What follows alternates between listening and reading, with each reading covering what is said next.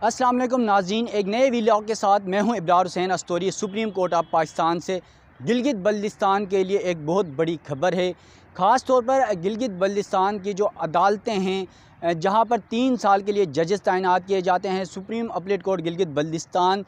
वहाँ के जजेस किस तरह अपने लिए मराद लेते हैं, पेंशन लेते हैं, उस हवाले से आज सुप्रीम कोर्ट ऑफ पाकिस्तान में एक बहुत बड़ा केस हुआ है और जस्टिस एजाज़ उल हसन ने इन चैम्बर उस केस पर समाअत की है। गिलगित बल्तिस्तान से ताल्लुक़ रखने वाले वकील हैं मोहम्मद इब्राहिम शाहिद, जिन्होंने सुप्रीम कोर्ट में एक दरख्वास्त दायर की हुई है कि गिलगित बल्तिस्तान के जो साबिक जज हैं, ख़ास तौर पर जो राना शमीम, जो आजकल मीडिया के हेडलाइन का हिस्सा हैं, जो साबिक chief justice of Pakistan Saqib Nisar हैं, उन पर जो इल्ज़ामात उन्होंने लगाए, उसके बाद वो मीडिया की जो है हिट लाइन पर हैं और उसके बाद वो खबरों की जीनत बने हुए हैं और हर हलके में उन्हें बेस किया जा रहा है, उनके जो अमल है उस पर बात की जा रही है। तो नाज़रीन, जो साबिक चीफ जज राना शमीम थे supreme appeal court Gilgit Baltistan, उनके साथ साथ नवाज़ अब्बासी जो साबिक जज थे, उन्होंने अपने लिए जो ओहदे पे रहते हुए, जज रहते हुए, अपने लिए कैसे फ़ैसले सादिर किए और मराद लिए, पेंशन लिए 3 साल मुद्दत में। तो उस हवाले से दरख्वास्त यहाँ पर सुप्रीम कोर्ट ऑफ पाकिस्तान में आज उस पर हेयरिंग हुई है इन चैम्बर। और वकील जो हैं गिलगित बल्तिस्तान के मोहम्मद इब्राहिम शाहिद, उन्होंने यहाँ पर जो सुप्रीम कोर्ट के सीनियर वकील हैं चौधरी आरिफ, उनके ज़रिए दरख्वास्त दायर की हुई थी और उस पर रजिस्ट्रार ऑफिस की जानिब से इतराज़ात आयद किए गए थे और उसे खारिज कर दिया गया था, मुस्तरद कर दिया गया था कि, और ये पॉइंट उठाए गए थे कि नंबर 1 तो आपकी जो रेमेडी है, आपके जो दायरा इख्तियार है, वो यहाँ पर नहीं होता और आप अपने मुतल्लका फ़ोरम पर जाएँ। इसके अलावा ये भी सवाल उठाया गया था कि इस केस से आपके ज़ाती मुफादात वाबस्ता है। इन दोनों सवालात पर जस्टिस एजाज़ उल हसन के सामने आज जो वकील शाहिद हैं इब्राहिम शाहिद, वो अपने वकील आरिफ चौधरी के साथ चैम्बर में पेश हुए और अदालत में उन्होंने अपना मौक़िफ़ रखते हुए कहा कि जो साबिक जज राना शमीम है, उन्होंने अपने लिए उस ओहदे में रहते हुए 2 फ़ैसले सुनाए, जबकि जो नवाज़ अब्बासी हैं उन्होंने 1 फ़ैसला दिया। तो अदालत ने उन्हें कहा कि आपने जो तीनों फ़ैसले इकट्ठे इस अपनी एप्लीकेशन में फ़ाइल किए हैं, उनको अलग अलग करके दायर करें। जबकि जो दरख्वास्त गुज़ार मोहम्मद इब्राहिम हैं और उनके जो वकील हैं आरिफ चौधरी, उन्होंने अदालत को बताया कि supreme appellate court Gilgit Baltistan के दोनों जजेस ने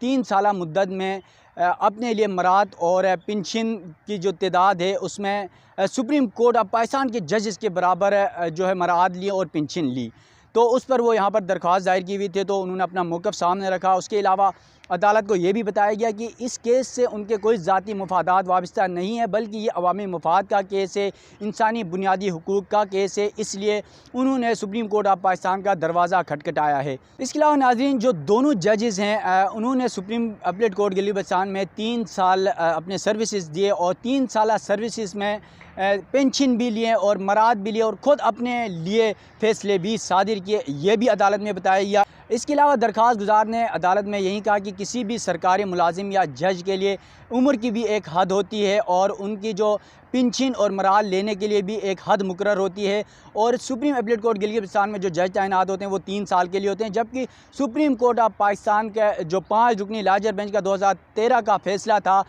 उसको भी अदालत के सामने रखा गया और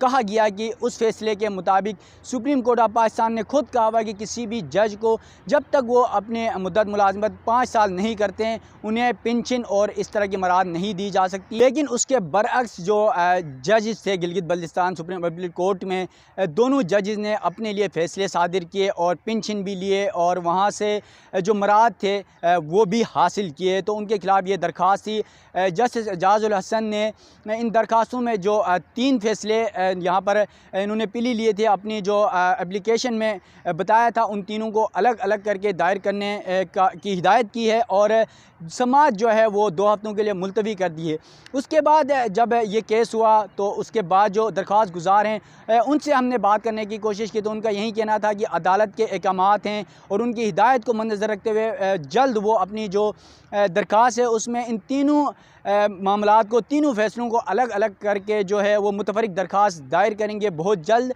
और वो अदालत से उम्मीद करते हैं कि जिस तरह गिलगित बल्तिस्तान की अदालतों में 3 साल में जजेज़ अपने लिए मराद लेते हैं, अपने लिए बड़ी तादाद में जो बड़ी मिकदार में पेंशन लेते हैं सुप्रीम कोर्ट ऑफ पाकिस्तान के जजेज़ के बराबर, क्योंकि सुप्रीम कोर्ट ऑफ पाकिस्तान में जो जजेज़ की सर्विसेज होती हैं उनकी उम्र जो होती है वो 65 साल होती है। और इन जजेज़ ने ऐसे फ़ैसले दिए 3 साल सर्विस के दौरान की जो सुप्रीम कोर्ट के जज 65 साल उम्र में अपने लिए जो यहाँ पर एक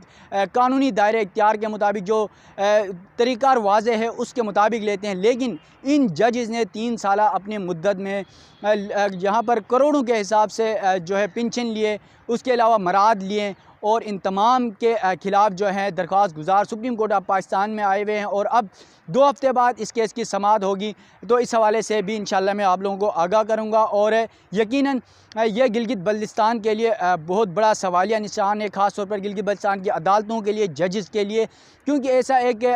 तरीक़ार वाज़े होना चाहिए कि गिलगित बल्तिस्तान के जो जज 3 साल मुद्दत अपनी मुलाजमत के वहाँ पर करते हैं और वो इतनी ज़्यादा पेंशन और इतने ज़्यादा मराद लेते हैं, उसका कोई तरीक़ार वाज़े होना चाहिए ताकि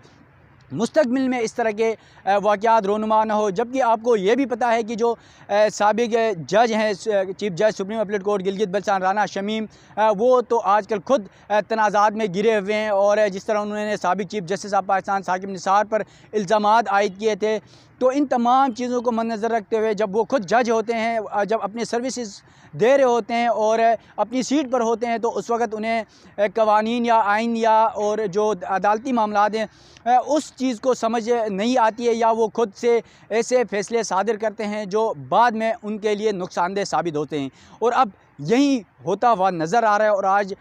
सुप्रीम कोर्ट ने भी कह दिया कि जो दरख्वास्तें हैं वो तीनों अलग अलग करके जो उनके तीनों फ़ैसले थे वो सुप्रीम कोर्ट में जमा करा दें, तो उसके बाद ही अदालत इस केस में क्या करना है, इसको इन चैम्बर समाअत करना है या ओपन अदालत में इस केस को लगाया जाएगा, इसका फ़ैसला 2 हफ़्ते बाद किया जाएगा। तो उस हवाले से भी मैं आपको आगाह करता रहूँगा। अपने मेज़बान इब्रार हुसैन अस्तोरी को दीजिएगा इजाज़त। अल्लाह हाफ़िज़।